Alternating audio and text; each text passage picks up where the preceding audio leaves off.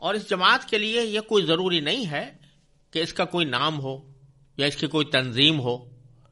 یا اس کا کوئی خاص ضابطۂ کار ہو، بلکہ جماعت سے مراد یہ کہ پوری امت مسلمہ کے مختلف افراد اپنی اپنی جگہ پر وہ دعوت کا کام، دعوت عام کا کام کریں۔ کوئی اگر آدمی کسی جگہ وعظ کہہ رہا ہے تو وہ بھی اسی دعوت میں داخل ہے، کوئی آدمی کوئی تحریر لکھ رہا ہے جس سے لوگوں کو دعوت دی جا رہی ہے تو وہ بھی اس میں داخل ہے، کوئی آدمی قرآن کریم کی تعلیم دے رہا ہے یا قرآن کریم اور احادیث کی تعلیم دے رہا ہے تو وہ بھی اس میں داخل ہے۔ یہ عمومی خطاب کے ذریعے دعوت یہ تمام امت کا کام نہیں ہے، بلکہ ان لوگوں کا کام ہے جو علم اور اہلیت رکھتے ہوں۔ اور دوسری قسم کی دعوت یا دوسری قسم کا امر بالمعروف اور نہی عن المنکر وہ ہے جو ایک فرد دوسرے فرد کو دیتا ہے، اور اس کا مفہوم یہ ہے کہ وہ کسی فرد کو اچھائی کی تلقین کرے اور برائی کی سے روکنے کی کوشش کرے۔ اس کے بارے میں نبی کریم سرور دو عالم صلی اللہ علیہ وسلم کا یہ ارشاد ہے کہ آپ نے فرمایا کہ اگر کوئی شخص تم میں سے کوئی برائی دیکھے، من رأى منکم منکرا، جب تم میں سے کوئی شخص کسی جگہ کوئی برائی ہوتے ہوئے دیکھے، فلیغیرہ بیدہ، تو پہلا مرحلہ یہ ہے کہ اس کو اپنے ہاتھ سے تبدیل کرنے کی کوشش کرے کہ وہ برائی ختم ہو اور اس کی جگہ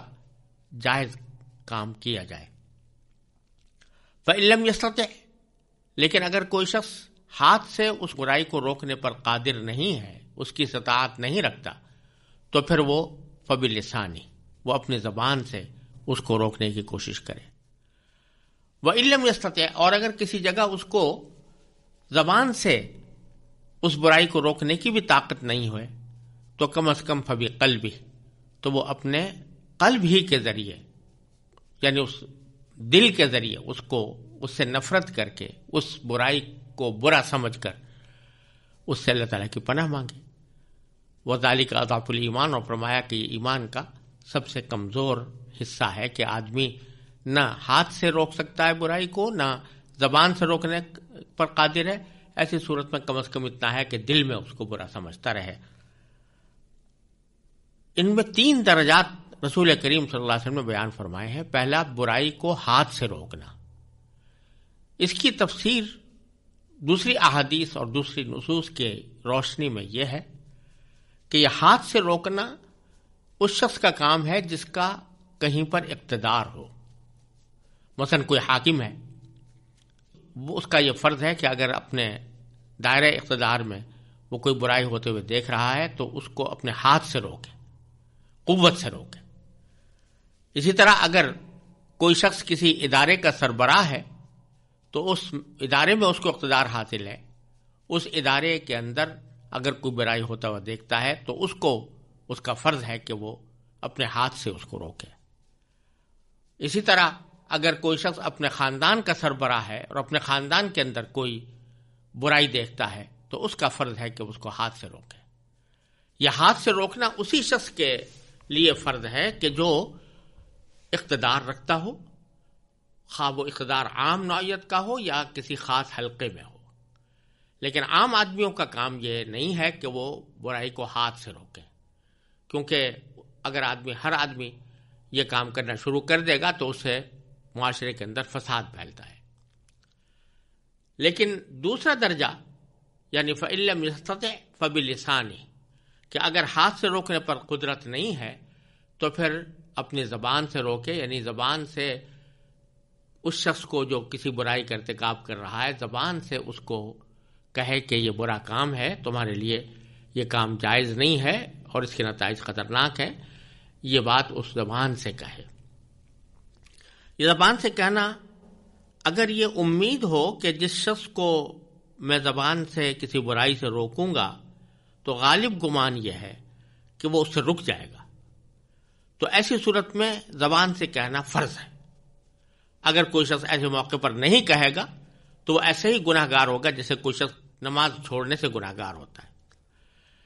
اور اگر یہ خیال ہو کہ میں کہوں گا تو صحیح لیکن یہ مانے گا نہیں، تو اس صورت میں اس کو زبان سے کہنا فرض نہیں ہوتا، لیکن پھر بھی مستحب ہے، بہتر ہے اپنے طور پر اس کو سمجھا دے، اس کو پیمائش کر دے۔ اسی طرح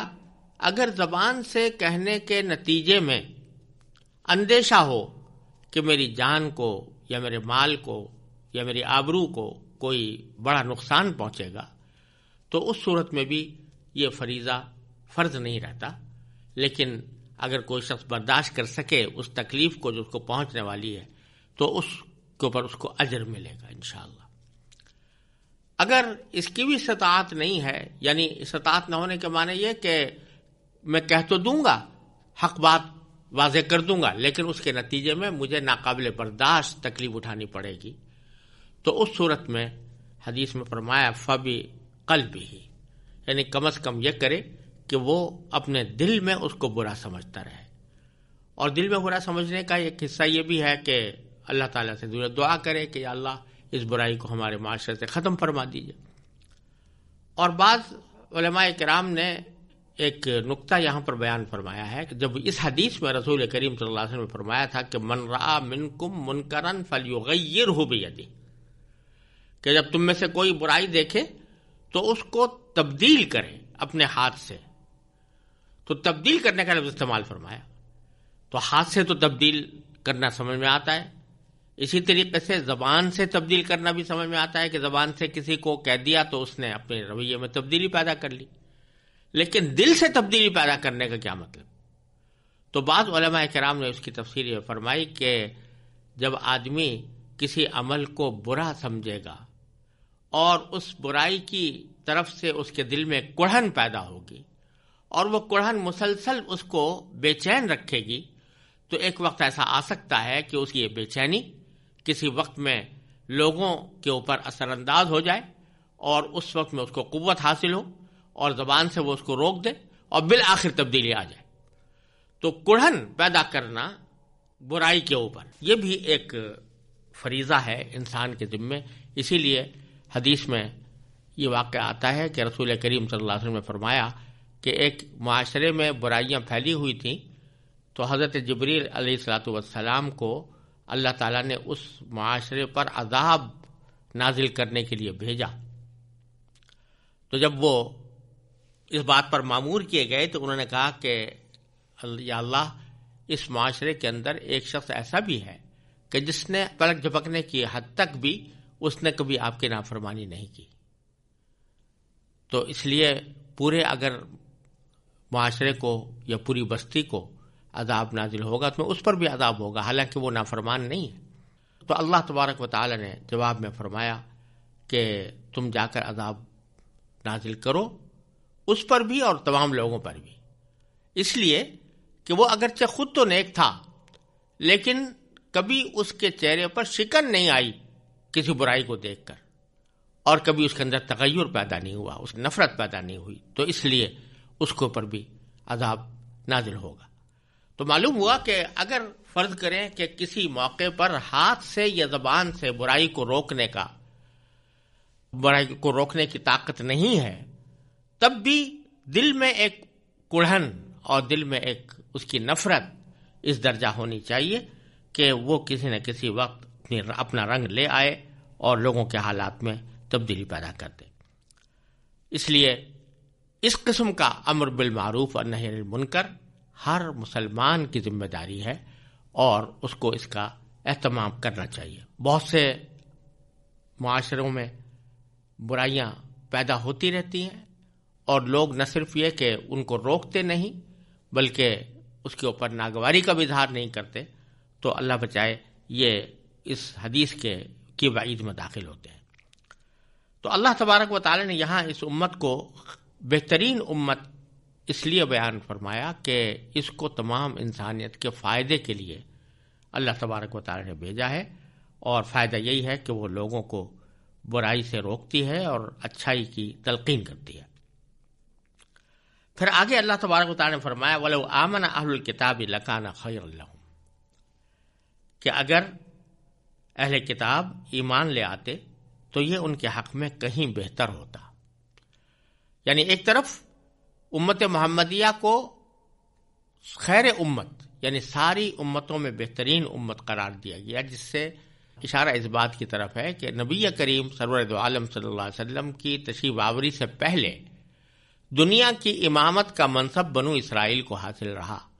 اور بنی اسرائیل ہی کے اندر پیغمبر تے رہے، لیکن اب یہ منصب تبدیل کر کے امت محمدیہ علیہ صاحب السلام کو عطا کیا جا رہا ہے اور اس کو خیر امت قرار دیا جا رہا ہے اور اس کو انسانیت کے فائدے کے لیے پیدا کیا گیا ہے۔ تو اگر یہ اہل کتاب بھی ایمان لے آتے تو یہ اس خیر امت میں داخل ہو جاتے اور ان کا جو سابقہ اعزاز ہے کہ یہ دنیا کی امامت کے منصب پر فائز تھے، وہ اعزاز ان کا باقی رہتا۔ لیکن فرمایا کہ منہم المؤمنون، اس میں بے شک کچھ لوگ مسلمان ہیں، مومن ہیں، ایمان لائے ہوئے ہیں، وَأَكْثَرُهُمُ الْفَاسِقُونَ، لیکن ان میں سے اکثر نافرمان ہیں۔